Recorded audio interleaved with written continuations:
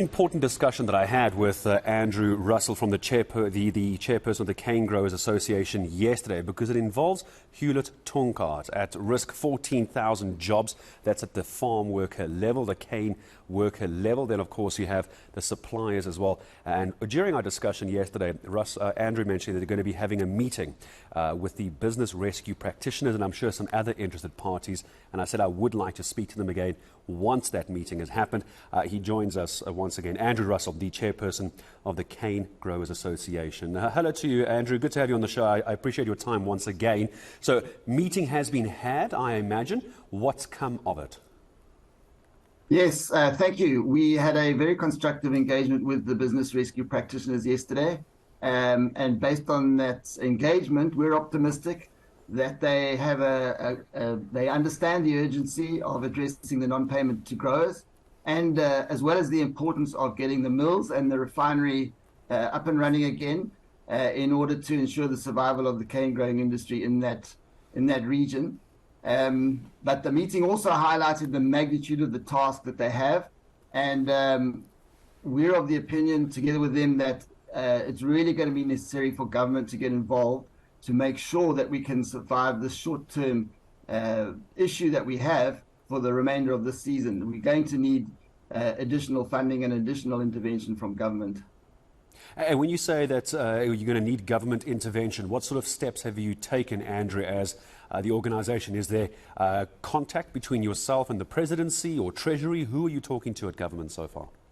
Yes, so the sugarcane supply chain falls under the Departments of Trade and Industry as well as the Department of Agriculture. We've written to both of those ministers, as well as the President and the Premier of KwaZulu-Natal, to get appointments to meet with them to explain the magnitude of the problem and the catastrophic consequences that would occur if these mills continue to remain out of production. And so when we talk about, you mentioned a moment ago, the short-term difficulties, what do we mean by short-term in the world of sugarcane? How long are we looking at having this problem? Well, for us, the short term is to get the payments that were due to growers at the end of October paid, and to make arrangements for those mills and the refinery to open, and make arrangements to provide some kind of guarantee to the growers that the cane that they're delivering for the remainder of the season, they will be paid for. And so that is, for us, the short term is to get to the end of the season. We also need to make provision for the necessary off-season repairs to those mills so that they're able to open up again next year. So that is also kind of a medium-term problem. And then for us, the long-term actually starts in April, where we need to make sure that there has been the necessary restructuring to allow those mills to open again next season and to sort of move into a new era of operating that is more sustainable than the one that we have just has just been closed down by the business rescue process. Yeah, it hasn't been managed all that well. Andrew, I want to ask this. I understand almost 400 million rand members are out of pocket.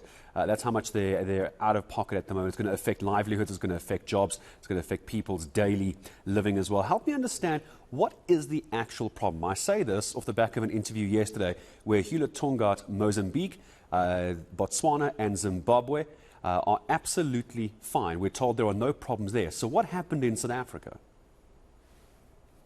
Well, I think the woes around the strategic decisions that were made by the Tongaat Hulett executive and board in the previous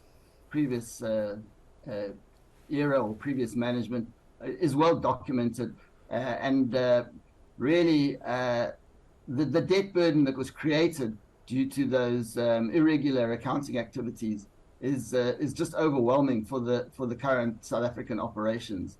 The operations of Tongaat Hulett outside of South Africa do seem to be doing a lot better, but they can't repatriate a large part of the profits and a large part of the dividends they're not allowed to bring those back into South Africa, as we understand. And so they're of little help to them in terms of sustaining the South African operations.